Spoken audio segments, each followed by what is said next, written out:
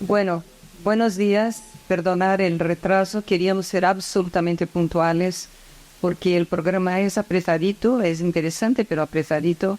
El, el otro ponente de nuestra mesa está a camino. Vino de Valencia, cancelaron el tren, tuvo que coger el segundo y bueno, esas cosas que pasan. Pero yo quería deciros buenos días, muy bienvenidos a nuestro programa de hoy, Pasos hacia la Paz, organizado por tres organizaciones, por la Asociación de Mujeres por la Paz Mundial, que represento yo, por la Federación para la Paz Universal, que representa a Armando, y por el Instituto de Estudios Políticos y... me he olvidado de la siguiente. Perdonad. Y transculturales, que representa José Carles, que es el que está a camino ahora de llegar. Entonces, voy a decir unas breves palabras de bienvenida. La verdad que ya con eso casi que sobraba, pero quería decir algo porque es lo único y estoy representando a todas las organizaciones y quería deciros que voy a leeros unas palabras que pusimos en la invitación porque creo que son significativas. Abro comillas: la construcción de una sociedad en la que prevalezca la justicia y la armonía es una cuestión que nos atañe a todos. Es necesario un cambio personal que lleve a la transformación social, promoviendo la buena voluntad, la búsqueda de la concordia y el establecimiento de una convivencia fraternal. Aportemos ideas y propuestas que contribuyan al diálogo y al desarrollo de una sociedad que defienda los valores necesarios para la creación de un mundo de paz. Cierro comillas. Estas palabras estaban en la invitación. Hablamos de un cambio personal que lleva a una transformación social. La manutención de este cambio personal es realmente esencial para garantizar una paz continuada en las cuestiones y relaciones humanas y con la consecuente transformación social. Así que no podemos olvidar nunca de este cambio personal, que es el primer paso. La mayoría de nosotros somos responsables por alguna organización o desempeñamos un papel en diversas organizaciones o en la política. Hoy cada uno hablará de la paz con los diferentes matices acordes a su trabajo y a sus valores. No se trata apenas de organizar un programa bonito, que lo es, a mi modo de ver, y hacer presentaciones con ideas brillantes y novedosas, que también las queremos, sino de que encarnemos aquello que proponemos y promovemos, y lo multipliquemos por medio de nuestras acciones y propuestas. Importante encarnar lo que hablamos. Nuestra tarea para la paz tendrá tanto más éxito cuanto más auténticos obreros para la paz seamos cada uno. Quería comentarles que recientemente he estado en un festival para celebrar Pentecostés en Múnich y cuyo título era Florecer, en inglés Bloom. Vino a vernos la cofundadora de la Asociación de Mujeres y de la Federación para la Paz Universal, la señora Jahan Moon. Y ella enfatizó que debemos invertir en la creación de un medio ambiente donde todos puedan florecer como hombres y mujeres de bien.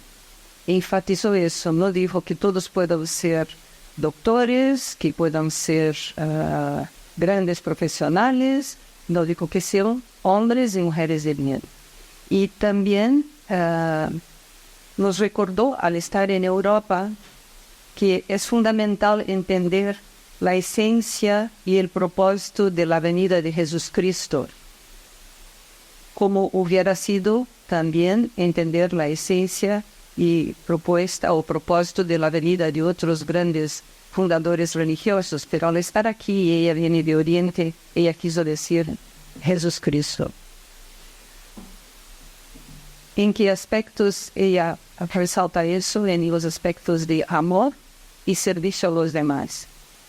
Y invitó a la generación más joven, que eran los que organizaron todo el festival, a que se formen para ser líderes en Europa y usen sus cualidades para un cambio positivo, enfatizando el valor del servicio y del amor a los demás.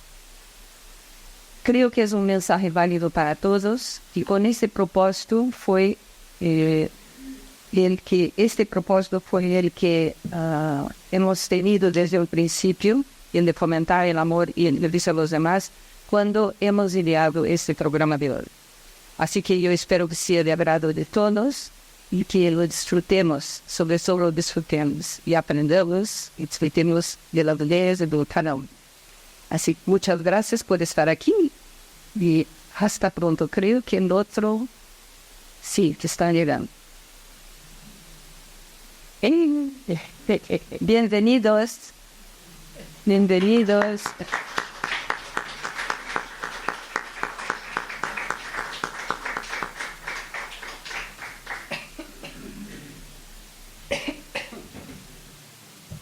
José Carlos Pata, que te estamos esperando. Ay. Bienvenido, todo bien. Sí, en la que es Anina, sí, original mandarga, but he is fine. Pues muchas gracias, José Carlos y Rosa, por estar aquí, su esposa, que ha salido un momento.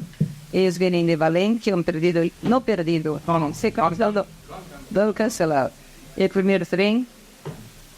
En cuanto te sientes, te presentan. Sí.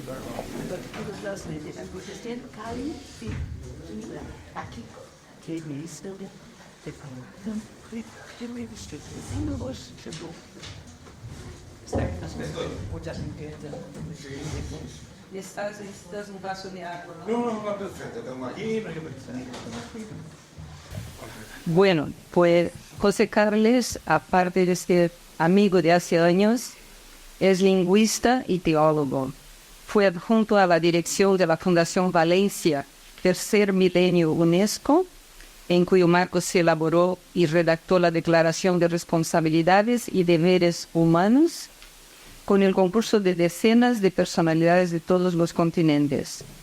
Fue asimismo el jefe de redacción de la revista de pensamiento Debats, publicada por la institución Alphonse el Magnanim de Valencia. Actualmente se dedica a la edición, la traducción y la gestión cultural y preside el Instituto de Estudios Contemporáneos y Transculturales. Autor de diversos libros, ha pronunciado cursos de conferencias sobre literaturas minorizadas y geopolítica en instituciones de América, Asia y Europa. Es un placer tenerte, José Carlos, y por eso te invito a que o ahí o aquí donde tú... No, va bien, donde vayas a hacer los demás. No, primero a ti y luego a los demás. Sí, pero que, todos vamos a hablar desde aquí y me quedo aquí. Sí, no, cada uno puede optar. Pues, Marcia, voy a poner el... Yo acostumbro a no escribir nada, pero dado que el tiempo era tan marcado de 12 minutos cada uno, he traído el texto escrito. Intentaré hacer una media cosa entre hablar y leer. Pero eso, me pongo el cronómetro para no pasarme, aunque ya me imagino que me diréis vosotros. Bueno, mil gracias a Marcia, mil gracias a Armando, mil gracias a todos vosotros por estar aquí, también a Enrique, por supuesto, amigo de Marcia y amigo también, y a todos los amigos que voy a ir conociendo a lo largo del día. Para mí es una satisfacción haber coorganizado con Marcia y con Armando este evento, porque como os voy a decir ahora, hace 50 años, hace ya 51, a lo largo de todo el año 1998 en la ciudad de Valencia se desarrolló un congreso que ahora os pasaré a explicar. Esta es la mesa llamada Derechos y Deberes en un mundo global, porque todos tenemos muy claros cuáles son los derechos. La palabra derechos quizá es una de las que más suene ahora, ya todo es derecho, cualquier capricho incluso puede llegar a ser derecho, pero si no los compaginamos con unos deberes, con unas responsabilidades, con unas obligaciones, pues todos los derechos no serán sino una desiderata muy bonita, pero que en nada cambiará ni en nada nos sacudirá. Bueno, como decía, en el año 1948, y estoy haciendo un poco de pequeña historia para que nos pongamos en situación, se proclamó en la ciudad de Nueva York la Declaración Universal de Derechos Humanos. En su redacción participaron 9 personas de sendas nacionalidades. Cada uno era de una distinta, pero bien es cierto que casi la mitad pertenecían al mundo anglófono. Pues había representante de Estados Unidos, había representante de Reino Unido, había representante de Australia y de Canadá. Por supuesto, todos eran blancos. No había personas indígenas, no había personas afroamericanas, solamente de estos lugares eran todos blancos. Es cierto que aún no se habían producido las independencias africanas, tendrían lugar muy tardíamente, tampoco las del sudeste asiático, mucho menos las de Oceanía. Pero el hecho de que estas 9 personalidades luego vendrían, además de estos 4 que he nombrado, representantes del Líbano, por digamos el punto árabe, aunque cristiano-maronita, un representante chileno, un francés, un chino, un soviético, y ya está. Esas eran las 9 personas, de las cuales solamente había una mujer, 8 hombres y una mujer. Son los que redactaron la Declaración Universal de Derechos Humanos. Pero nosotros podemos plantearnos, ¿esto era universal? Bueno, luego se aprobó por todos los países que componían las Naciones Unidas. Pero claro, visto desde ahora, hay muchos países que en el momento en que se realiza este texto, que es el año 48, intuimos por qué no podían estar, algunos más que otros. No estaba Alemania, había perdido la guerra y estaba sometida a lo que se ha sometido. No estaba Austria, no estaba Italia tampoco, no estaba Grecia, no estaba España, no estaba Portugal, que estaban bajo dictaduras, pero tampoco estaba Suiza, ninguno de los países escandinavos. Tampoco estaban los grandes países americanos, no estaba Argentina, no estaba Brasil, no estaba México, no estaba Colombia, ni tampoco Japón, otro de los derrotados. Así que al ver esto uno piensa que la Declaración Universal de Derechos Humanos fue en cierto modo una declaración de vencedores y que hacía valer unos hipotéticos derechos de todas aquellas poblaciones que se habían visto ganadoras en el reciente conflicto bélico. Las derrotadas fueran extranjeras o nacionales, porque ahí estaban la Unión Soviética y China, 2 dictaduras comunistas, hablando de derechos humanos y de los derechos de los 30 artículos, pues bueno, daban un poco igual. Las derrotadas daban un poco igual. Ahora bien, la Declaración Universal de Derechos Humanos supone, pues, como dice en el lenguaje jurídico, no soy un especialista, pero una suerte de carga de la prueba sobre el mundo entero y los responsables políticos sobre todo.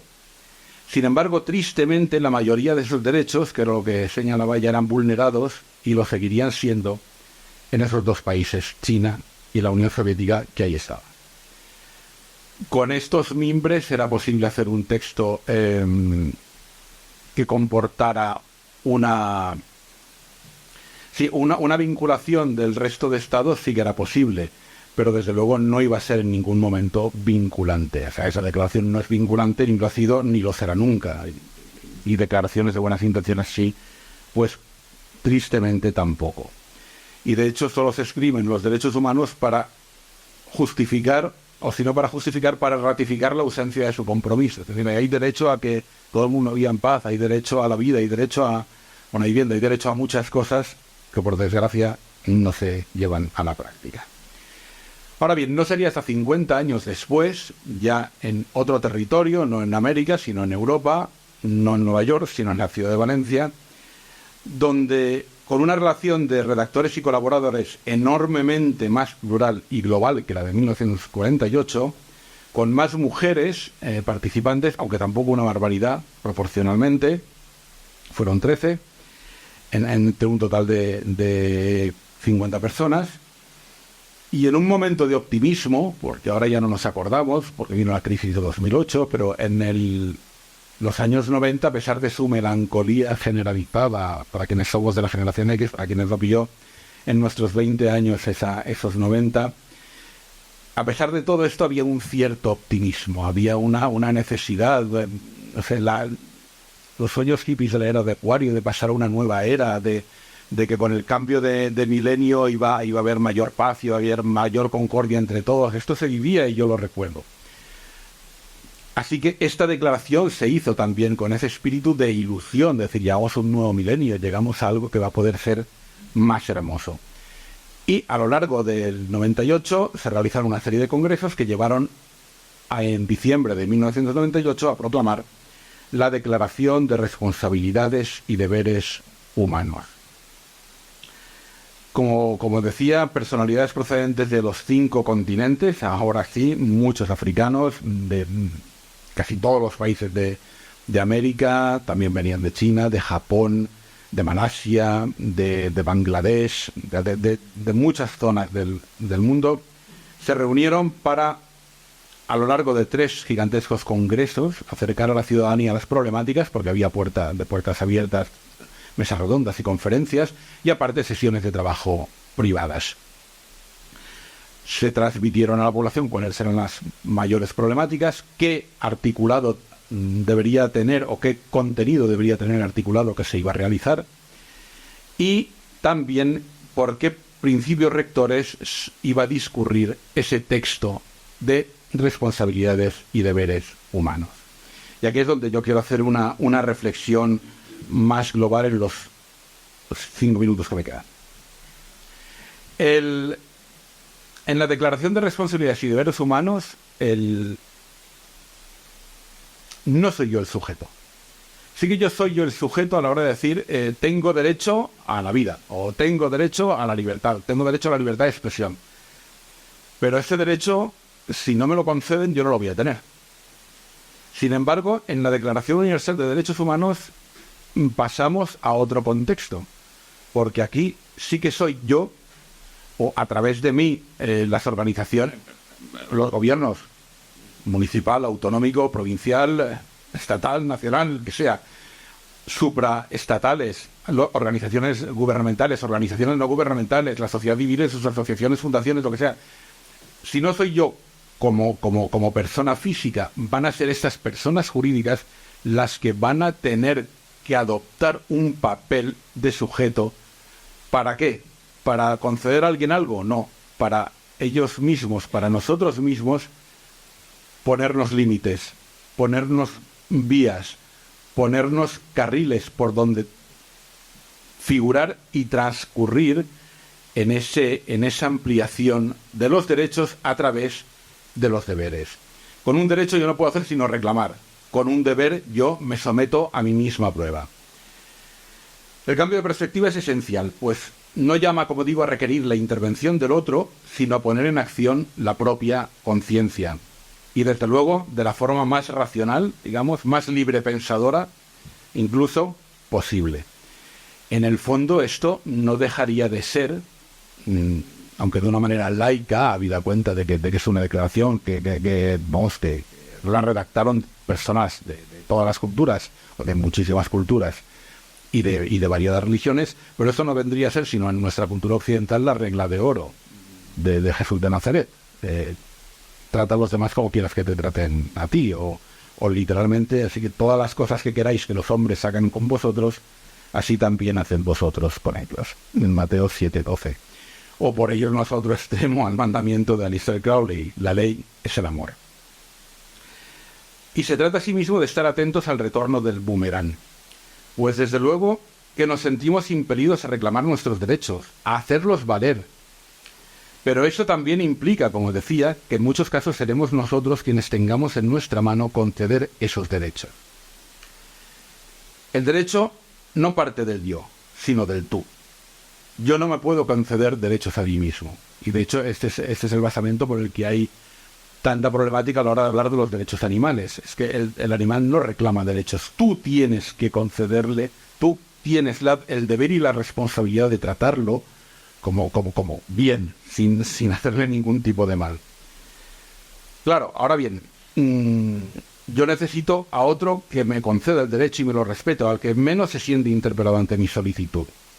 Y esta solicitud también puede interferir con hechos, tradiciones, usos, costumbres, creencias. Y ahí está el punto crítico. ¿En qué momento esos deberes pueden hacer que determinadas estructuras se tambaleen?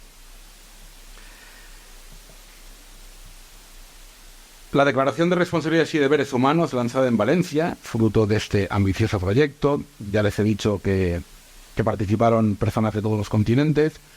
Los trabajos fueron presididos por Richard Goldstone, que en aquel momento era juez del Tribunal Constitucional de Sudáfrica y fiscal jefe del Tribunal de Derechos Humanos de las Naciones Unidas. Reunieron a más de un centenar de personas. Unos participaban en los congresos y los otros estaban dentro de un ámbito mayor. Y reunieron a políticos, diplomáticos, filósofos, escritores, artistas, premios Nobel, varios premios Nobel, Joseph Rotblat, Wole Soyinka, científicos también, si no los he comentado. La Declaración de Responsabilidades y Deberes Humanos es deudora de la promulgada en Nueva York, pero por otra parte, y a mi ver, es la verdaderamente que nos compete a todos. Es con la que podemos hacer algo nosotros. El deber y la responsabilidad, porque aquí implica salir de nuestra zona de confort, evidentemente. Y tienen como par antagónico la comodidad y la cobardía. Y asumir ese deber y esa responsabilidad, esa obligación, es implementar una serie de medidas que dentro de una apuesta de máximos nos van a decir: yo puedo ir por aquí, yo no debo ir por aquí. Esta, como digo, y ya acabo, no es una tarea que nos competa a todos en cada momento de nuestras vidas. Es una tarea que, emulando a Kant y también a otros teóricos, no se trata de un derecho que tengamos, no se trata de una movición que tengamos, sino que es una obligación como seres humanos tender hacia lo mejor de nosotros mismos para la mejora de toda la sociedad. Y perdón por el tiempo.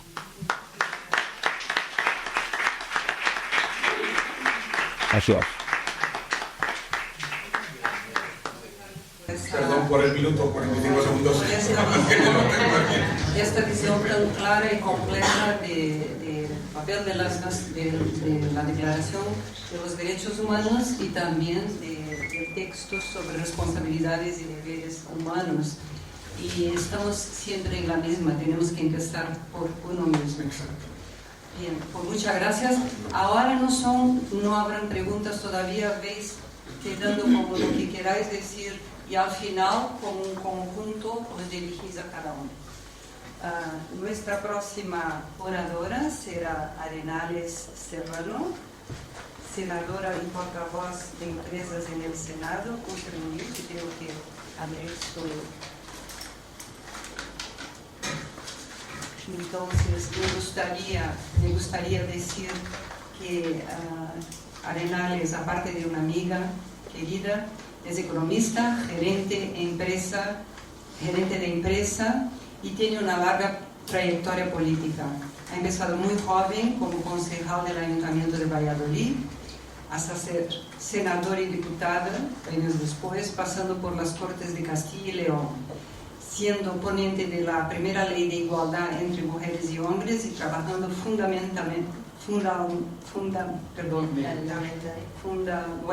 trabajando en temas de economía. Ha vuelto a la empresa privada, está en el mundo financiero y ha dado pasos otra vez hacia la política en ese momento tan difícil y tan importante. Así que es un gusto tenerte, Arenales, y muchas gracias por estar aquí. Así que bien, tienes la palabra. Muchísimas gracias, Marcia. La verdad es que felicidades, Josep Carles, porque ha sido un lujo escucharte y además ha sido en la línea de lo que muchas veces, como buenos amigos, siempre me menciona Marcia. Pero tiene que estar aquí. En primer lugar, gracias, Marcia, no solamente por esta invitación, sino por la tarea y el trabajo que llevas desarrollando a lo largo de muchísimos años, por un valor tan importante que solo percibimos desafortunadamente los humanos cuando le vemos amenazado como es la paz. Gracias también, Armando, por la organización de estas jornadas, que yo creo que voy a empezar prácticamente por el final de lo que ha comentado José Carles, y es que aquí nada está consolidado y nada está ganado. O sea, nos pensamos, especialmente las personas que vivimos en el mundo desarrollado, que todos estos derechos a los que ciertamente tenemos, como es el derecho a la vida, el primero, el derecho a la libertad de expresión, el derecho a la libertad de expresa, el derecho a la libertad de religión, de asociación, el derecho a la libertad de reunión, o sea, todos estos derechos que pensamos, los que hemos nacido en un entorno donde los practicamos habitualmente, nos pensamos que, bueno, que es una dotación en sí misma. Y lo que no podemos es perderlos. Y efectivamente aquí nada está ganado. Aquí hay que mantenerlo todo, todos los días. A mí me gusta en este caso poner ejemplos muy ilustrativos, como fue por ejemplo Afganistán. Afganistán fue un país que en los años 70 estaba muy adelantado, donde la mujer participaba muy activamente en el mundo laboral y en la universidad. ¿Quién les iba a decir a aquellas mujeres que años después iban a estar tapadas con un burka? Es absolutamente inédito, es absolutamente insospechado, es absolutamente inadmisible, pero esas cosas, si todos y cada uno de nosotros no trabajamos, pueden llegar a pasar. Y bien, el título de la ponencia al que Marcia me invita es Derechos y deberes en un mundo global. Y entonces, derechos y deberes hablan de ciudadanía, del concepto de ciudadanía. Y dentro de un mundo global, yo la primera pregunta que me he hecho para preparar esta intervención con todos ustedes es: ¿existe la ciudadanía global? ¿Realmente hay un concepto de ciudadanía global? Pues bien, el concepto de ciudadanía es el de pertenencia a una comunidad. Y hoy en día yo creo que todos los que estamos aquí diríamos claramente sí, pertenecemos a un mundo global, a una comunidad global. Ahora bien, esa comunidad global siempre la integran comunidades locales. Y toda comunidad, sea global, sea mundial, sea universal o sea local, se basa en las personas. Por eso aquí al llamamiento que Marcia ha hecho y que yo no me canso de repetir, que no dejemos las responsabilidades en los colectivos, sino que miremos hacia nuestro interior y que somos todas y cada una de las personas que conformamos la comunidad las que con nuestro conjunto de valores y derivada de ese conjunto de valores y de esa formación e información que tendremos nuestras actuaciones, las que haremos un mundo de un modo u otro. Cada ciudadano pertenece a esa comunidad global y a esa comunidad local. Como ha mencionado antes Josep Carles, en la Declaración de Derechos Humanos quedó meridianamente clara que todas las personas del mundo, todas las personas teníamos los mismos derechos. Eso ya es una piedra angular fundamental, con independencia de dónde vivamos y de dónde nos desarrollemos. Pero bien, llevamos asistiendo ya unos años a lo que llamamos la globalización. La globalización que comenta por unos temas clarísimamente por intereses comerciales, pero que después tienen un acelerador, un catalizador y sobre todo un acelerador muy potente, que es las nuevas tecnologías. Ya no les quiero contar con lo que viene con la inteligencia artificial. Eso hace que la globalización, bueno, pues esté aquí, o sea, todos hoy en día estamos en un mundo global en todos los sentidos, no solamente por la información de cada día. Todos estamos viviendo el conflicto de Ucrania y Rusia, todos estamos viviendo en primera persona el conflicto entre Israel y Hamas, que no es con Palestina, la lucha es con Hamas, con el grupo terrorista Hamas, porque las nuevas tecnologías y porque el efecto de la globalización hace que cada día a la hora de comer lo tengamos en nuestras televisiones o en nuestro teléfono. ¿El fenómeno de la globalización es bueno o es malo? Bueno, pues como todos los fenómenos es algo que está ahí y que ha traído consecuencias muy buenas. Por ejemplo, China ha sido capaz de sacar a 800 millones de personas de la pobreza severa, 800 millones de personas de la pobreza severa, Y bueno, y también puede ser negativo. ¿Por qué? Vengo a traer aquí un caso a colación que surgió, por ejemplo, con la primavera árabe. La primavera árabe, gracias a esa globalización, el conflicto también entraba en nuestro celular, en nuestras casas, y algunos grupos se movilizaron. Después de aquellas movilizaciones donde todos concebíamos o pensábamos que iban a hacer el bien, ¿quién se ha preocupado ahora de cómo está todo aquel territorio? Está mucho peor que antes, pero a nadie le ha vuelto a preocupar. Del mismo modo nos pasó en el año 19 en todo lo que es la región latinoamericana. El efecto de globalización, también en esa comunicación y en esa movilización, hizo que una región que era bastante estable, quitando las excepciones de Cuba, Venezuela y Nicaragua, era una zona que era bastante estable, unas veces con unos gobiernos, otras veces con otros, con una alternancia, pero donde había principios fundamentales y especialmente principios derivados del humanismo cristiano, ya que nosotros, España, tuvo mucho que ver en la configuración de la cultura latinoamericana, y sin embargo vemos que a lo largo del año 19 esos movimientos de globalización hacen que lo que ellos entienden como es un caldo de cultivo, que es la desigualdad, que desde mi punto de vista se utiliza como excusa, porque tenemos un país como Chile, que en la región era un país muy próspero, donde los derechos humanos se respetaban clarísimamente. Sin embargo, bueno, pues con la excusa de que el ticket del metro había subido 80 centavos, se hace una gran revolución. Se hace una gran revolución que tiende y que siempre tiene la misma raíz. Y aquí voy a poner encima de la mesa esa denuncia, y es que el comunismo resurge en forma de lo que ellos llaman el nuevo socialismo, y además investido de tintes populistas, con lo cual, bueno, pues es mucho más fácil de hacer calar en la sociedad.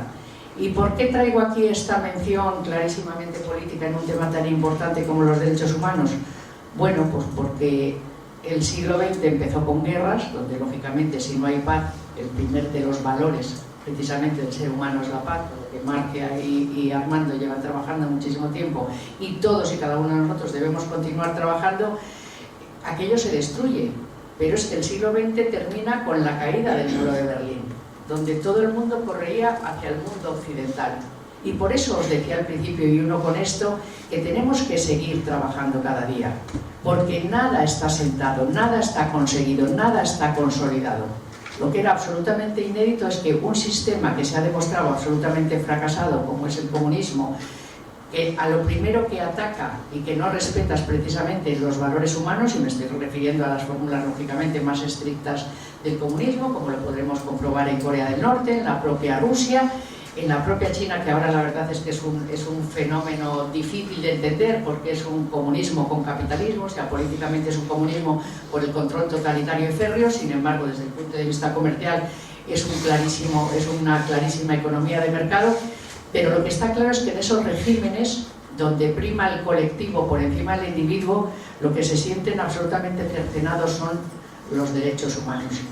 Y eso que pensábamos que estaba más que superado, sin embargo, hoy en día está volviendo a florecer en muchos, bueno, incluso si abrimos los ojos en España también, aunque nos parezca una cosa insólita. ¿Quién iba a pensar hace unos años que tú te comprabas una casa, estabas pagando una hipoteca y que alguien entraba en tu casa y que la policía iba a defender precisamente al que había entrado en tu casa y que tú seguías pagando esa hipoteca y que no podías hacer absolutamente nada? Es una lesión clara y directa a la propiedad privada. Es una manifestación más de la libertad o del mundo liberal. Bueno, pues eso que hace no mucho tiempo era absolutamente insólito, eso está pasando. Entonces, ¿con esto qué quiero decir? Con esto, lo más importante en cuanto a la globalización es que cuando se da el fenómeno de la globalización en el que estamos y es irreversible, por supuesto tiene que haber una colaboración. No nos queda otro remedio que tener una colaboración entre todos nosotros. Pero cuando hablamos de colaboración y cuando hablamos de globalización también hablamos de fricción, porque antes era inédito encontrar personas de distintas razas, de distintas culturas, de distinto pensamiento, de distinta forma de pensar y por lo tanto de hacer. Nos los encontrábamos en la tienda cuando íbamos a comprar. Eran cosas que podríamos conocer de otro modo, pero es que ahora convivimos con esa diversidad y eso trae muchas cosas positivas, pero también trae fricción.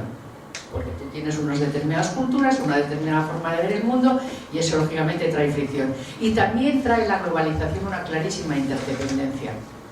Y no me refiero solo a la interdependencia económica, sino, como estamos hablando ahora, en la interdependencia en los valores y en la interdependencia en nuestras culturas. Entonces, la anoté por aquí, no recuerdo, la UNESCO, que dijo en un determinado momento que leer, escribir y contar era lo básico y fundamental en lo que teníamos que formar a las personas en todo el mundo para que pudiesen tener una ventana de oportunidad. Pues bien, hoy en día en el mundo que vivimos no basta con eso. Hoy en día en el mundo que vivimos es fundamental el tener una mínima cultura, pero es fundamental la información y la formación. Y no me estoy refiriendo, cuando hablo de la información y la formación, a estas personas que eran muchísimo más vulnerables, a las que la UNESCO decía que había que formar para saber leer, escribir y contar. No, es que ahora necesitamos esa formación e información desde la cúspide de las sociedades hasta los más vulnerables, y sobre todo en los líderes. Yo le contaba antes a Enrique que acabo de graduarme ayer en un máster que estaba haciendo sobre acción política, buenísimo, por cierto, aquí en la Universidad Francisco de Vitoria, en Madrid, y me he quedado perpleja con los cursos de liderazgo especialmente fantásticos, o sea, perpleja de bien, fantásticos, que da, por ejemplo, el Ejército Español. Hace unos cursos de liderazgo estupendos, donde el liderazgo está basado en valores. Concretamente, yo os quiero compartir con todos vosotros esto, porque dice que el liderazgo, como se estudia y como se aplica en el Ejército Español, se llama K2. K2 sabéis todos que es un monte que ha sido muy difícil de llegar a la cumbre, que se ha llegado hace relativamente poco, se ha llegado en el año 21 por primera vez. ¿Y cómo se ha llegado o cómo se ha podido llegar? Pues solo se ha podido llegar porque se ha hecho con un equipo. Hoy los sistemas de liderazgo en el mundo han cambiado completamente. Hoy lo que es eficaz y lo que es más respetuoso con los derechos de todos es cuando esa diversidad de la que hacía mención, tanto de hombres como mujeres, como de las distintas culturas, formamos parte de la toma de decisiones, donde todos nos tenemos en cuenta. Pero, paradójica y alarmantemente, los grandes líderes del mundo en este momento no están en ese posicionamiento, sino todo lo contrario. Tenemos a un Putin muy totalitarista, con un conflicto bélico muy serio, donde todos los analistas decían que iba a ser rápido y limpio, ¿os acordáis? Hace un par de años, y llevamos ya 2 años de guerra. Tenemos un líder en China que está pensando en el imperio chino otra vez. Tenemos posiblemente, todos los datos dicen que en las elecciones de noviembre en Estados Unidos puede volver a ganar Trump, con una idea también de sí mismo y una forma de gobernar también muy peculiar. Entonces, justo lo que necesita el mundo en este momento, que es ese liderazgo de equipos, esa formación y esa información, y sobre todo esa formación en valores, justo estamos encontrando unos líderes que son todo lo contrario. Por lo tanto, en esta búsqueda permanente que tenemos que hacer de la paz mundial, en esta globalización, además de todas las deberes, que hemos hablado de deberes, además de todos los deberes, yo pondría 2 en solfa muy importantes. Uno es la tolerancia, que se impone con la gran diversidad que hay, es una obligación de toda la tolerancia, y sobre todo la responsabilidad. Y yo creo que la responsabilidad va de la mano, que él ha mencionado antes, que a mí me gusta mucho, que es la valentía. Y solamente siendo valientes y responsables podremos mantener el primer valor de los seres humanos, que es la paz. Muchísimas gracias.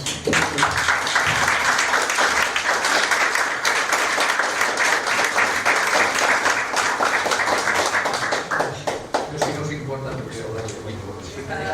Déjame solo agradecerles por sus palabras y por hacer una fotografía tan clara de que el mundo va para arriba, para abajo, para arriba, para abajo, que vamos consiguiendo de todo, mejorar y empeorar la situación. Entonces tenemos que seguir adelante tratando de mejorarlo, por supuesto.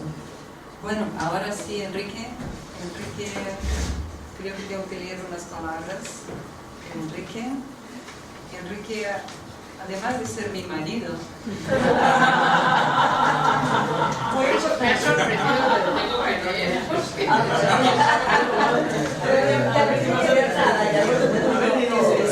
dije un currículum muy resumido porque no tenemos mucho tiempo, entonces me ha puesto aquí cinco cosas, pero bueno, es mi marido, es un hombre estupendo y aparte de ello, que es lo más importante para mí, es administrador civil del Estado. Quiero decir, lo primero es más importante. Administrador civil del Estado, ingeniero agrónomo, licenciado en Derecho, máster en Planificación Económica y Desarrollo Rural, y ha publicado numerosos libros. Así que es autor de varios libros. Tienes la palabra. Muchas gracias. Y no me puedo.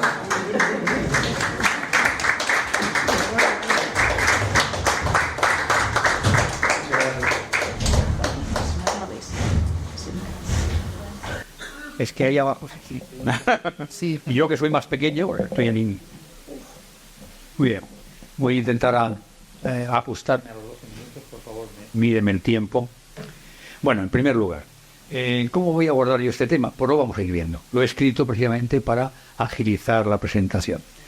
Nadie nace solo. Todos nacemos porque alguien nos ha dado a luz. Nadie crece solo.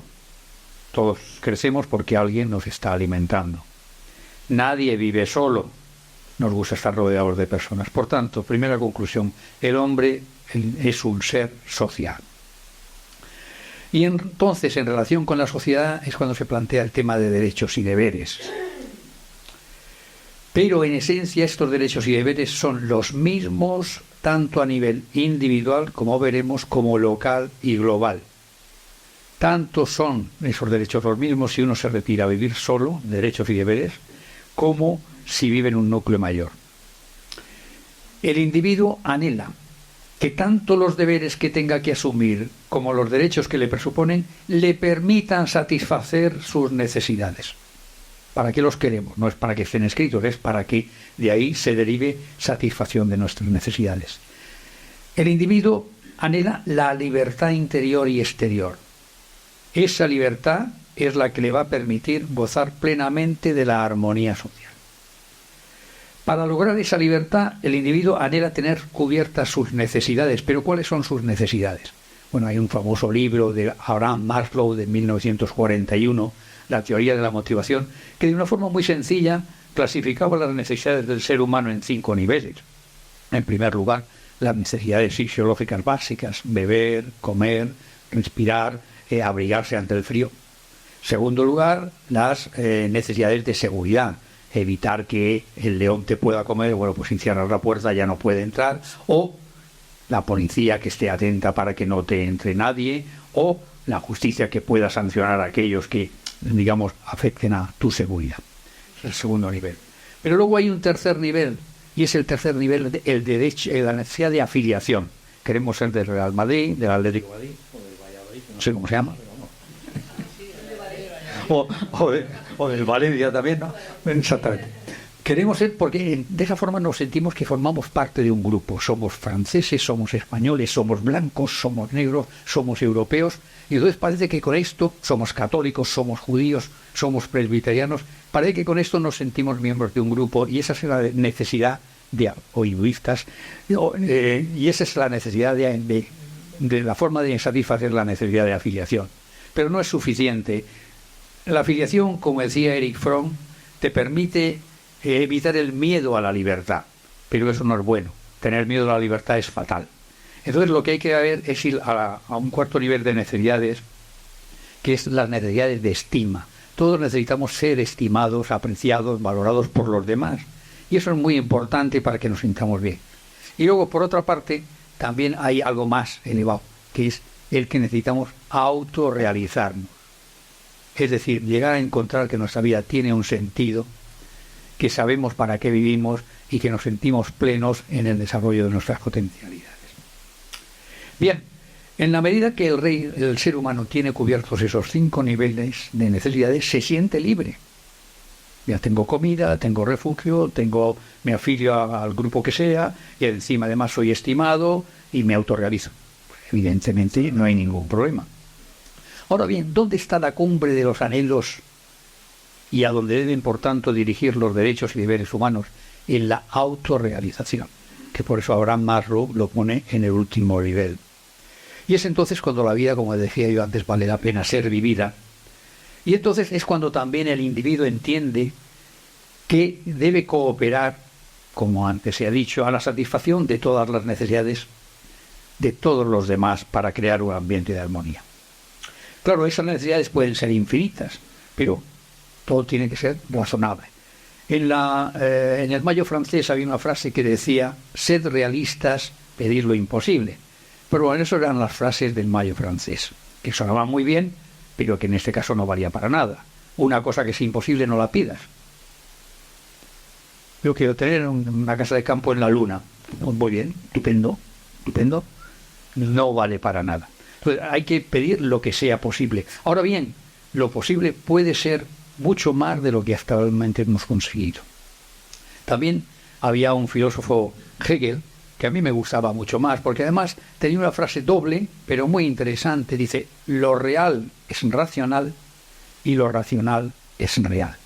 La primera parte, lo real y racional, te venía a decir que todo lo que existe, existe por algo. O sea, no es por puro azar, sino que hay una serie de causas, de procesos que han llevado a lo que existe. Eso es lo real.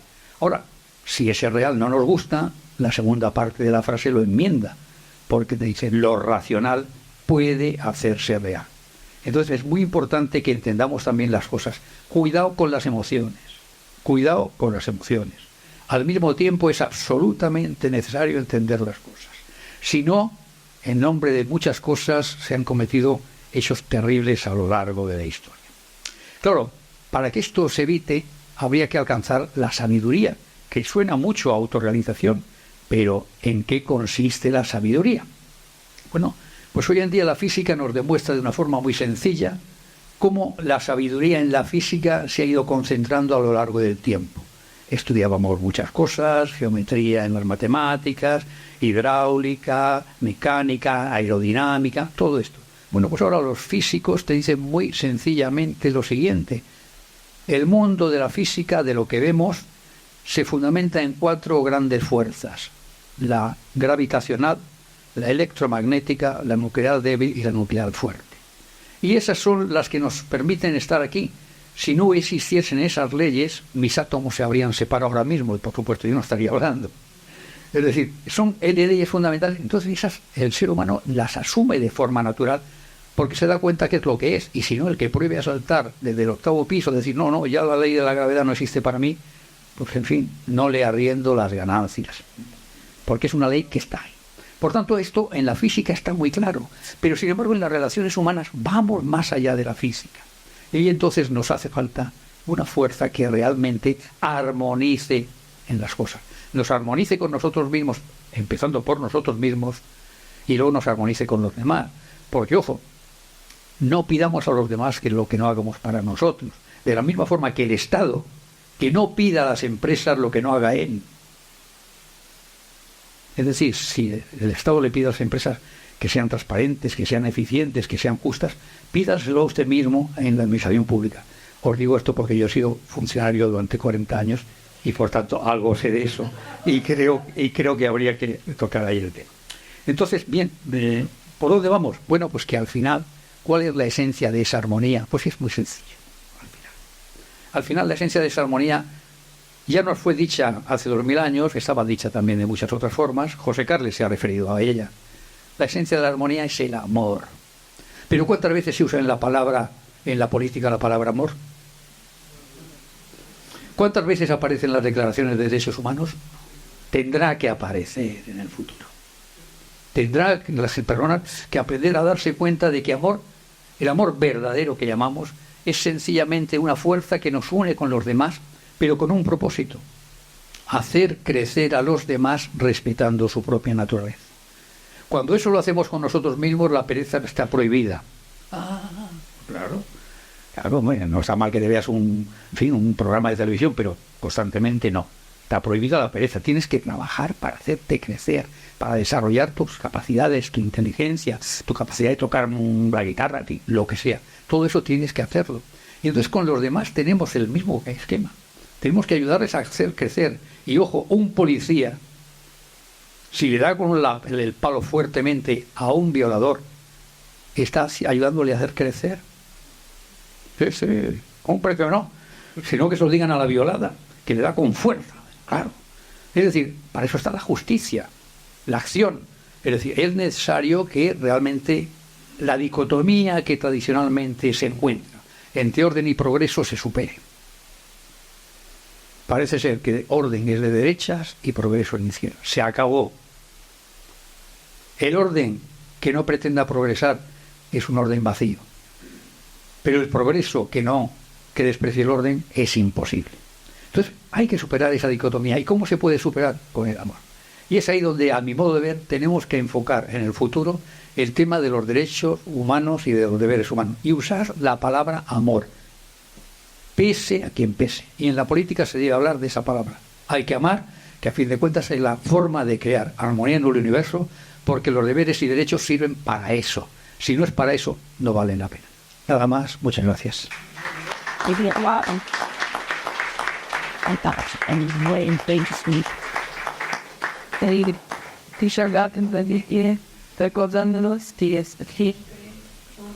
No lo sé. Que ya está bien pasado. Pero dado de paso, es muy difícil antes de dar el paso, entonces de hecho, los apoyando es un lado superior a lo que tenemos. En este vas allá, viendo solo inidante que mis iglesias, en vez de actividades por el orden. Los civiles de abril a 10 familias, sí, matando. Pero muchas gracias a mesa, ahora sí, para olvidar a que hay más preguntas o comentarios de cada uno de los ponentes y de los lados. Muy bien, vamos a hacer en el año, voy a sacar recaudo. Going all with us, with what we had for the thumbnail for my hand, I didn't go. You with the I didn't love that was my house, the leader at the fist, and he said it, and filosofía me gusta mucho todos esos temas. Entonces hay un señor, no sé, probablemente lo conozco porque es uno de los padres de la ética, ¿no? Que se llama el doctor Boris Cyrulnik. Es francés. Boris Cyrulnik es un judío que se salvó del holocausto haciendo ser muerto porque venían las SS para matarlo porque él tenía 6 años, la última tiene 82 años. Y no ha hecho muchos programas en Bangkok, él dice que la sociedad nos encontramos, nos gusta esta sumisión, no sé si será concepto o no concepto, nos gusta esta sumisión a lo que nos rodea, a los gobiernos, porque nos sentimos seguros, no queremos ni siquiera libertad, no queremos la libertad porque eso nos hace seguro, ser sumiso en el programa del gobierno, no sé qué, pues no, si estoy en el paro me da no sé qué, en fin, atiende mis necesidades, ¿no? Entonces dice, la gente no quiere, de hecho vuelven a votar otra vez a los dictadores, de hecho se están logrando muchos más dictadores en el mundo. Entonces yo hago la pregunta, ¿se puede aprender a desarrollar la paz? Como cuando aprendo a aprender un idioma, ¿se puede aprender a desarrollar el mecanismo de la paz? Esa es mi pregunta. Una muy buena pregunta. Se me estaban ocurriendo 2 cosas a mí cuando usted estaba hablando. Y ahora que se mirasen al cielo y si no le cuando ha comentado lo de la paz. Yo creo que cualquier cosa se puede aprender. Desde luego, si hay una voluntad, hombre, hay un instinto en el hombre que lo lleva a buscar su mal. Esto Freud sabía mucho, ¿no? Hay algo en el hombre que quiere su mal. Y este instinto lo que sea, existe. Ahora bien, igual que se puede condicionar y a través de la educación llevar a muchos sitios, sí que se podría, si no, convertirnos en ese mundo feliz, en el buen sentido, de un mundo de respeto, de un mundo de paz, de un mundo de no hubiera por tonterías, a veces con tonterías de conflictos, sí que podríamos tender hacia una mayor comprensión y educación de parte de todos. Yo le quería, el hecho es que cuando estaba hablando, yo digo, no, llevaba escrita una referencia y si no la encuentro brevemente, no la diré. No recuerdo exactamente, le ruego me disculpe. Era una alusión, no lo recuerdo, era algo que ha dicho y que venía a cuento. Pero bueno, ciñéndome a su pregunta, sí, ciertamente yo creo que se pueden poner no ya formación, sino guías para que tendamos esa cultura de la paz o tendamos hacia esa paz universal, ¿no? Que quería Kant, que también he mencionado antes. Y si se me ocurre que lo que está diciendo, no diré que me quedo con la copla. Muchas gracias. Mi pregunta es para Don Enrique Sánchez.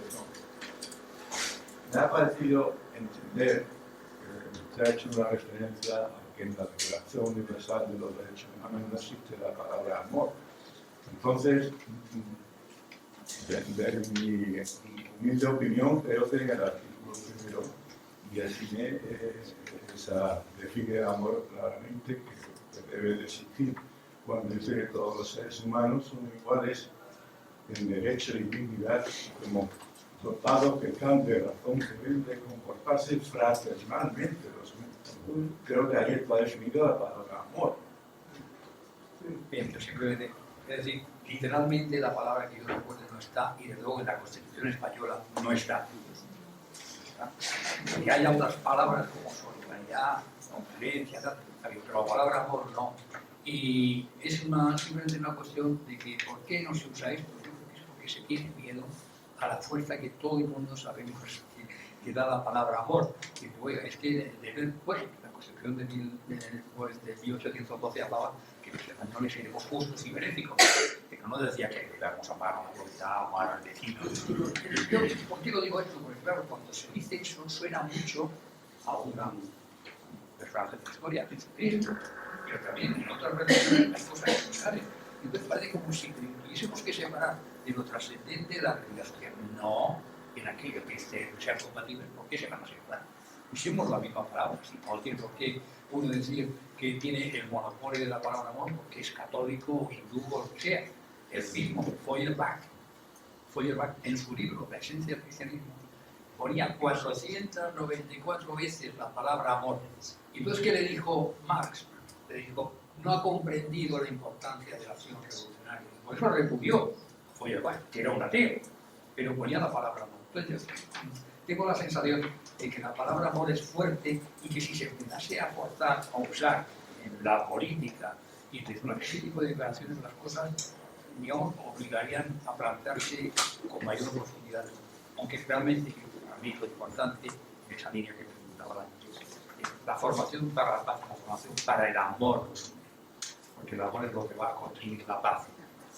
Me parece bien la palabra paz, no digo que no, pero el amor es tan fuerte que desde que si tomas al vecino tienes que estar en paz con él y para eso tienes que amar.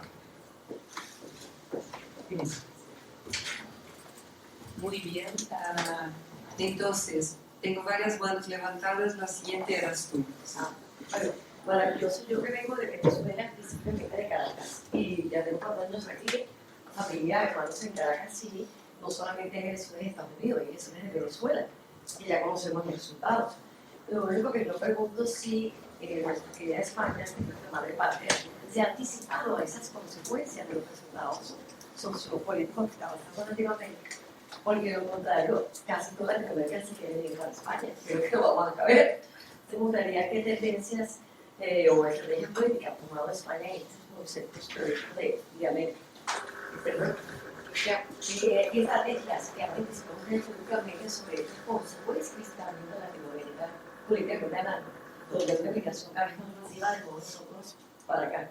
¿Qué estrategias están haciendo al respecto? Sí, lo que es evidente es que los vínculos, y tiene mucho que ver con el amor, Enrique, yo creo que los vínculos fraternales que hay entre Hispanoamérica y España, de hecho somos considerados muy queridos y somos considerados la madre patria ahí son razonables. Desde mi punto de vista, son menos las intervenciones de las que entiendo que deberíamos tener.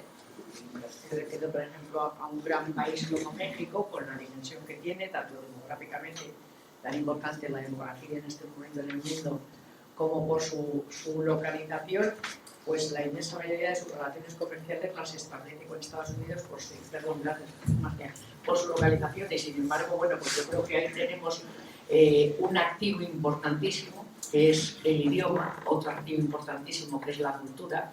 O sea, trabajar con China es francamente difícil por una diferencia cultural, aunque es posible, y lo está demostrando en todo el mundo, pero trabajar con Latinoamérica es mucho más fácil a todos los niveles.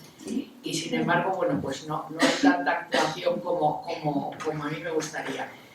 Pero aquí, claro, también gracias, Marcia, yo que soy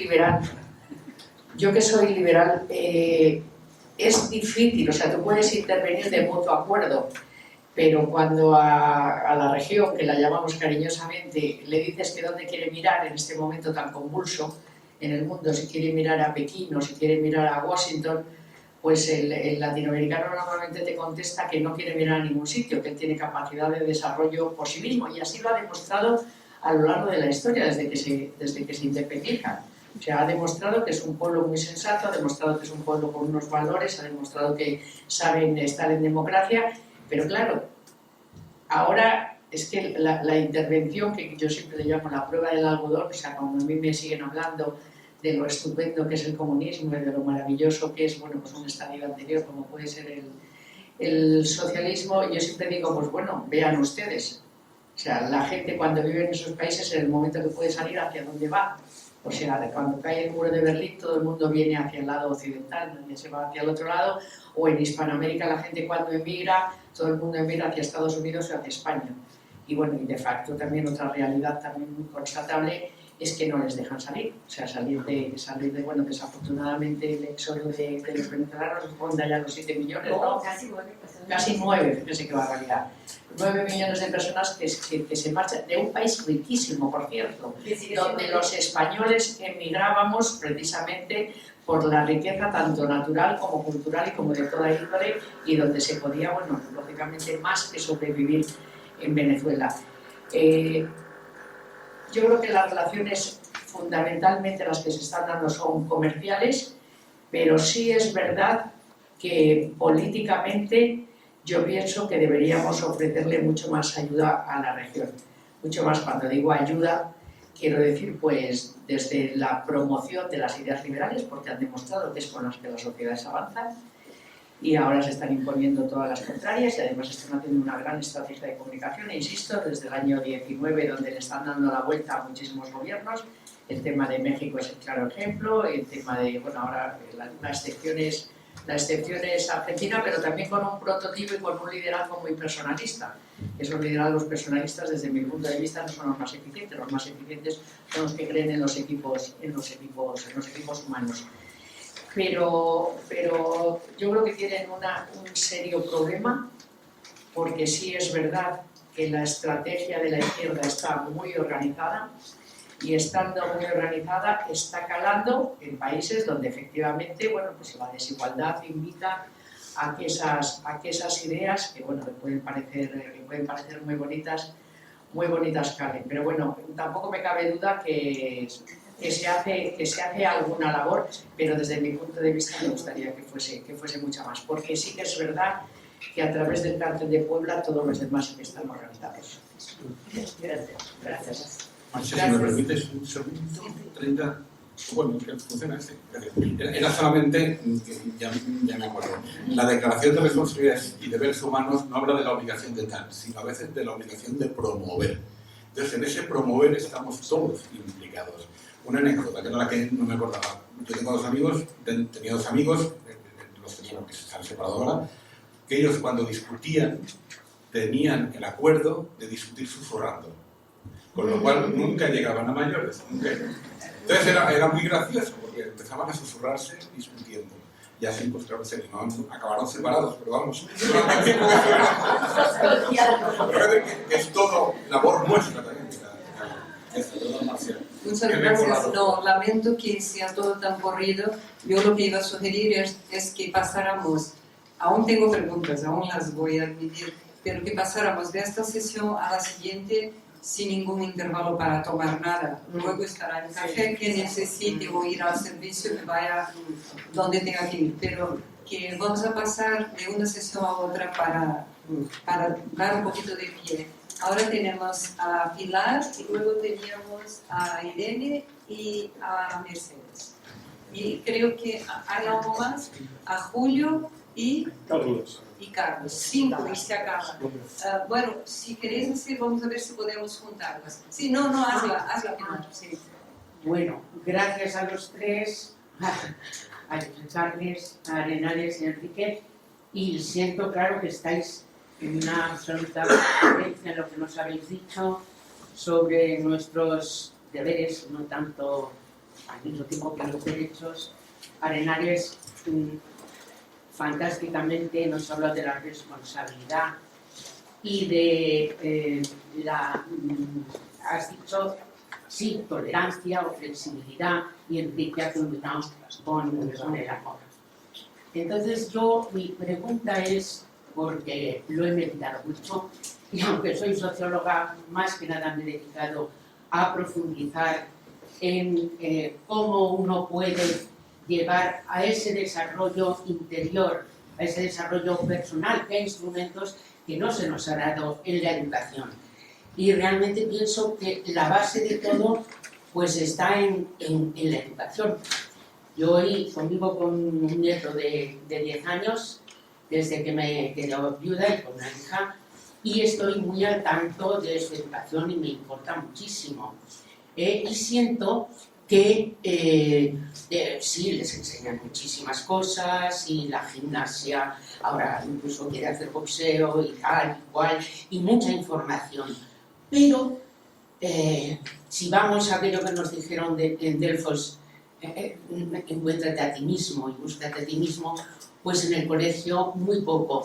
Y los valores que habéis todos estado diciendo o se insertan en la educación desde muy pequeños, o nos llegamos, claro, a una pubertad o a una juventud, como estamos viendo hoy, pues que no fácil esa responsabilidad. Solo es pedir, o solo incluso, y pienso que no estaremos como colectivo todavía en una pubertad y no en una madurez.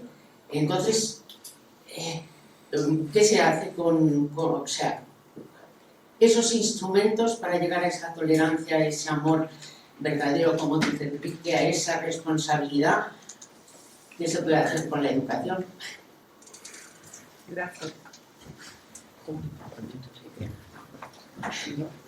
Así bien, vamos a apuntar las preguntas a ver si se puede. La siguiente era Irene. Irene, ¿verdad? Sí. Sí, quería preguntar a Arenales. Bueno, primero agradecer por supuesto las ponencias todas maravillosas. Preguntarle qué proyección de futuro ve a las políticas migratorias que pueden irse implementando a partir de las recientes elecciones al Parlamento Europeo. ¿Cómo ve el panorama internacional? ¿Cómo ve qué políticas va a haber y qué acogimiento va a haber para todas las personas que están inmersas en conflictos, que están siendo rechazadas por falta de amor, precisamente en cada uno de sus países, por cuestión de religión, etcétera? Gracias. Gracias. Mercedes, tenías una pregunta. Sí. Buenos días a todos. Solamente comentar que la educación y la cultura en el medio social a nivel mundial, con sus enseñanzas doctrinales, religiosas, militares, educativas, y sus políticas económicas, sociales, legislativas, ejecutivas y judiciales, incluyendo los medios de comunicación, están bastante fraccionadas, ¿no? ¿Habría posibilidad de que entre todos y cada una de las personas, hombres, mujeres, gays, lesbianas, hermafroditas, ¿no? También incluyendo más siempre con la colectividad en el hombre a través de la historia, el hombre, claro, porque la mujer siempre se la ha secundizado. No me considero ni feminista ni machista, únicamente pues integradora, ¿no? De alguna manera, todos estamos aprendiendo gradualmente y efectivamente que no se puede, cuando se han conseguido una serie de beneficios para todas las personas, que no solamente hombres, ¿no? Con todos mis respetos, por supuesto, pero para hablar siempre de una forma global, global en el buen sentido. ¿Qué soluciones se puede dar a todo esto? Creo que tampoco es tan complicado, quizá, ¿verdad? Entre todos. Vale, Gracias. Blanca, ¿tú tenías una pregunta o no? Entonces, Julio y Carlos. Julio. Allí, el de camisa roja. Yo, buenos días. Yo quería hacer una reflexión a partir un poco también de mi experiencia personal. Tuve la oportunidad de estar en Oriente Medio muchos años y entonces viví aquello en primera persona. Y quería añadir a lo que mencionabas tú de los años 90, ¿no? Y esa época de esperanza, de ilusión que vivíamos todos, ¿no? Fruto de esa caída del muro de Berlín, la desintegración de la URSS, la pacificación de los Balcanes, ¿no? Tras muchos años que estaban ahí pegándose serbios, croatas, etc. Y entonces, de repente, con el proceso de Oslo en marcha, tenemos allí de visita al Papa Juan Pablo II, lo que celebramos allí como el cambio del milenio en la Basílica de la Natividad de Belén, que fue un momento mágico, todos creíamos que entrábamos en una nueva fase histórica de paz, pero al poco tiempo estalló la Segunda Intifada y todo aquello empezó a colapsar con castillo naipes, y posteriormente, sobre todo, con el 11 de septiembre. Y a partir del 11 de septiembre, la reacción de Occidente o sobrereacción ante dichos atentados. Porque decía Arenales lo de Afganistán, ¿no? Y cómo las mujeres en aquellos años pues, podían ir con sus faldas y no necesitaban el hijab ni el burka. Hemos estado 20 años en Afganistán y hemos dejado el país peor de como estaba cuando entramos. Y también estuve en Afganistán una temporada y también lo he vivido, ¿no? Entonces, hombre, más que hacer una revisión de las primaveras árabes y sus consecuencias, primero tendríamos que mirarnos el ombligo con Afganistán e Irak. Y el gran error, ¿no? Yo creo, por parte de Occidente a la hora de reaccionar ante los atentados. Y termino diciendo que nos encontramos ante una encrucijada de guerra. O sea, no vivimos tiempos para la paz, para nada. Todo lo contrario. Que ya con el frente de Rusia-Ucrania abierto encima, lo que ocurre el 7 de octubre aquí en Gaza, pues ha sido brutal, ¿no? Y que también, pues como occidente, tenemos que creer aquello, pues, una cierta templanza a la hora de gestionar aquello de forma que no ocurra como ocurrió con Afganistán e Irak. Por lo tanto, pues llamaría también pues, a la cordura y por cierto, me venía a la mente el juez Goldstone, que yo no sabía que había participado en aquello. Pero la primera guerra entre Hamas e Israel fue en el año 2008-2009, que se llamó Operación Plomo Fundido. Terminada Plomo Fundido, el juez Goldstone sacó un segundo informe, el informe de Goldstone, donde hizo una serie de recomendaciones para que aquello no volviera a ocurrir. Sin embargo, hubo otra en 2012, otra en 2014 y por último esta, ¿no? Y de aquellos polvos por esto. Gracias, Julio. Carlos, si puedes ser breve, Carlos, tú... No es pregunta, es un comentario nomás. ¿Sí? Sí. Me gustó mucho el video aquí. Yo me llamo Carlos Mosquera, tuve visita aquí en España. Yo llevo viviendo en Suecia 60 años, tengo 80 años, he trabajado en psiquiatría clínica como auxiliar y entré en la pensión cuando tenía 64 años y terminé a finales de enero por la gran exigencia que necesita Suecia. Suecia no es lo que se imagina uno hoy en día. Suecia ha sido un país de experimento siempre, cada año, hasta el punto de que acabaron con los sentimientos. No hay lugar para hablar de sentimientos. De la palabra amor, entonces se siente como algo religioso por ahí. Hoy en día Suecia prácticamente está sufriendo una parte mental muy grave. Vivimos 10 millones de habitantes en Suecia y ya prácticamente 1.200.000 personas que están tomando la pastilla antidepresiva al día. Y está disminuyendo entre 9 a 11 años. ¿Por qué? Porque el ciudadano sueco se limitó siempre, ¿no? Que eres fuerte. Si hablas de sentimientos, eres una persona débil. Cuando llegó la pandemia, la gente sueca decía: aquí no va a pasar nunca esto, porque somos lobos. Cada uno vive por su lado, a 300 metros de diferencia. Si han dado cuenta hoy del problema de la vivienda, cómo vivir solos. Entonces, por eso están llamando muchas veces a la gente mayor porque trabajen más y más.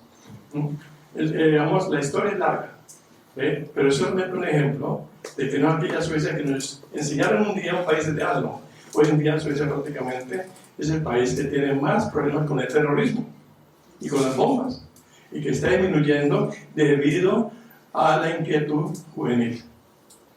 Cuando se acaba la familia en un país, se derrumba todo. Lo fundamental.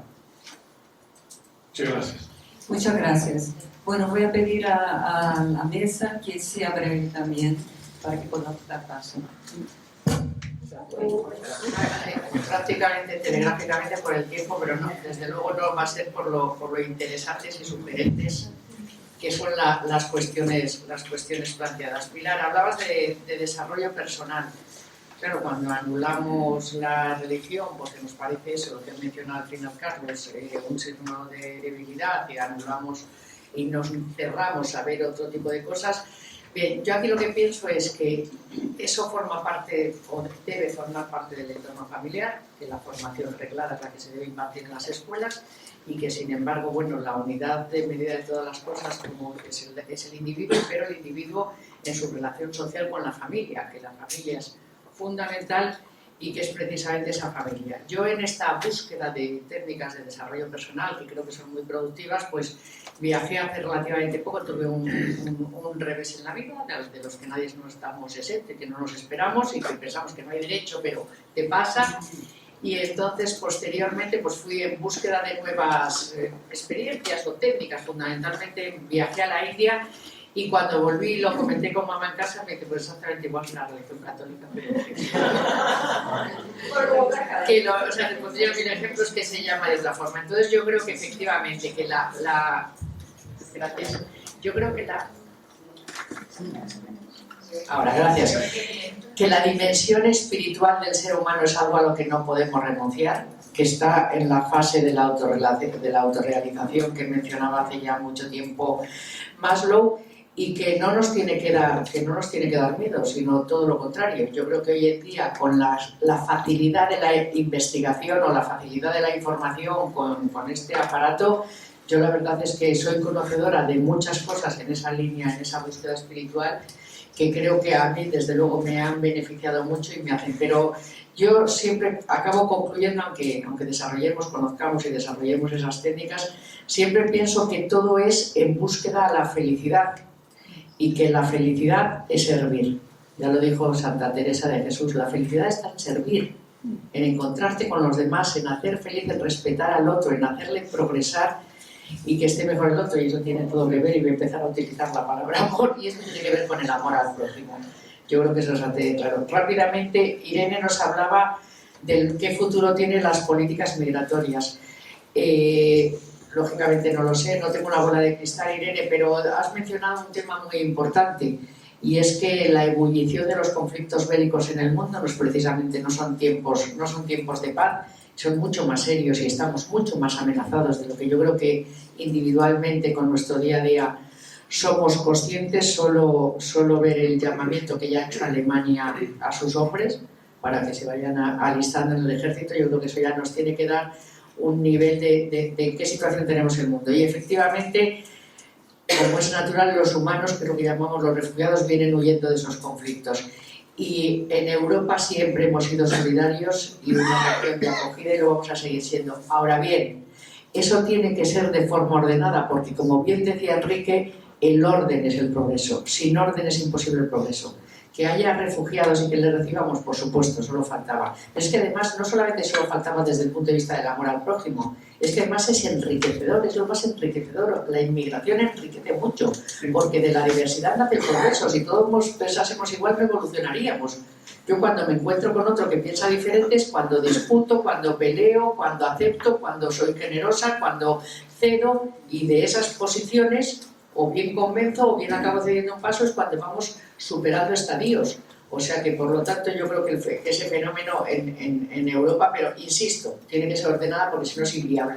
O sea, lo que está pasando hoy en día en el aeropuerto de Barajas, hoy es absolutamente inviable. No podemos decir, somos un país de recepción y ponemos colchonetas a las mujeres que vayan llegando. Y después de las colchonetas, ¿qué?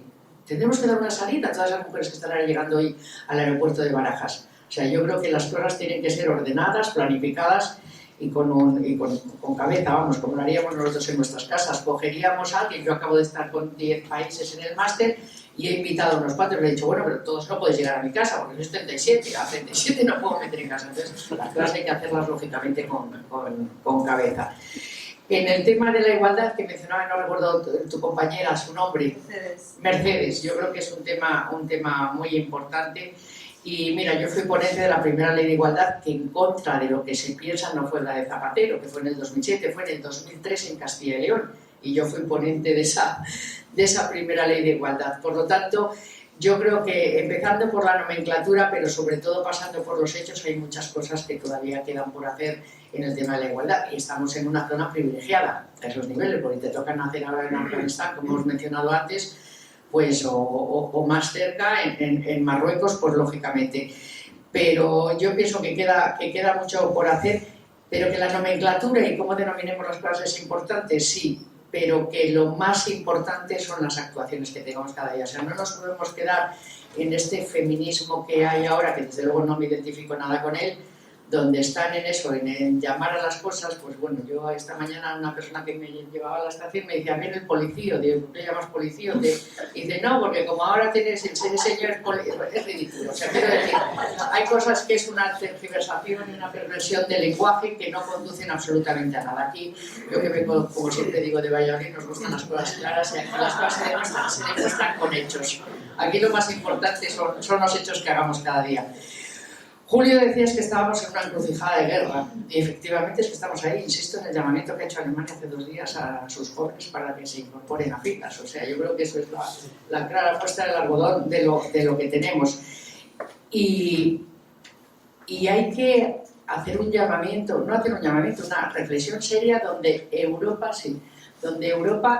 siempre nos ha defendido Estados Unidos, y a lo mejor Estados Unidos se ha cansado de defendernos, de aportarnos la seguridad que además no le pagamos. Entonces tendremos que pensar que esas cosas que nos cuesta tanto a determinados políticos, yo que estoy en política, les cuesta tanto, que subir el gasto en defensa, porque si quieres evitar la guerra, si quieres conseguir la paz, tienes que evitar la guerra, y para evitar la guerra te tienes que preparar. O sea, lógicamente, quien tiene armas nucleares en este momento no somos nosotros, y esa es la forma que están utilizando algunas primeras potencias para disuadir. Pues a lo mejor tenemos que empezar a hablarle claro a la gente, igual que en el tema de inmigración, igual que en el tema de la igualdad de las mujeres. Y desde luego Europa tiene un reto importantísimo, un desafío muy importante, una amenaza muy importante, porque, insisto, no es contra los palestinos, sino es contra Hamás, la guerra que mantiene en este momento Israel. Y Israel es la primera frontera del mundo occidental. O sea, no nos equivoquemos, del mundo democrático, no nos equivoquemos con eso. Y entonces, pues lógicamente, el planteamiento es muy duro, pero tendremos que empezar a reconocer las cosas, a hacer un planteamiento de que a lo mejor tenemos que empezar a procurar nuestra propia seguridad. Y el tema que plantea Carlos, pues efectivamente, si él es psiquiatra, que voy a decirles una reflexión muy, muy interesante, pero ya lo decía Hobbes, ¿no? Decía que el hombre era un lobo, decía que tienes que... Entonces, que nosotros, el hombre, tiene una dimensión social clarísima. Ya por simplificarlo, en mi casa, que en Castilla la Vieja somos muy refraneros, en mi casa siempre decía, para que el ser humano esté bien, para que una persona esté bien, hombre o mujer, para que una persona esté bien se necesita poco plato, comer poco, mucho zapato, o sea, hacer mucho ejercicio, y mucho trato. O sea, la gente, cuando estamos socializando con el resto de la gente, nuestro equilibrio mental y lógicamente nuestra evolución es muy muy superior. Muchísimas gracias. Gracias.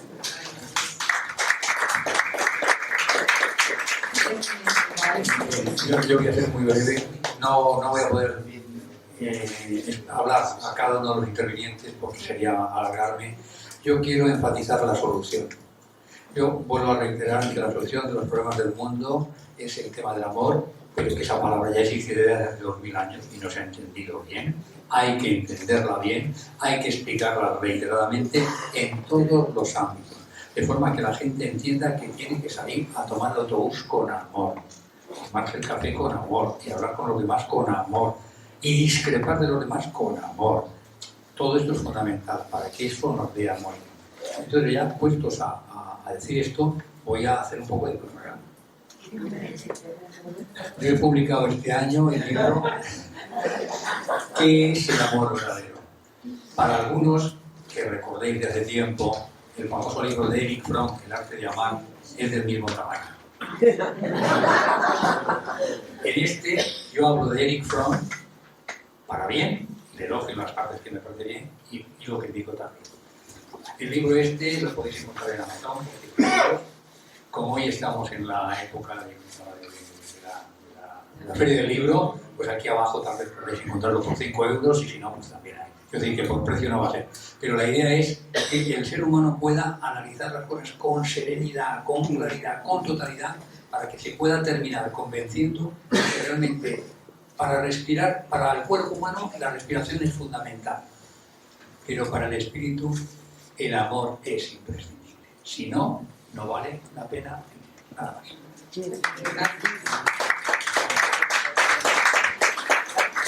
Yo también una valoración muy rápida y conjunta. Desde luego, lo que no podemos hacer cuando hablamos de la paz o de derechos a deberes es que ser ingenuos.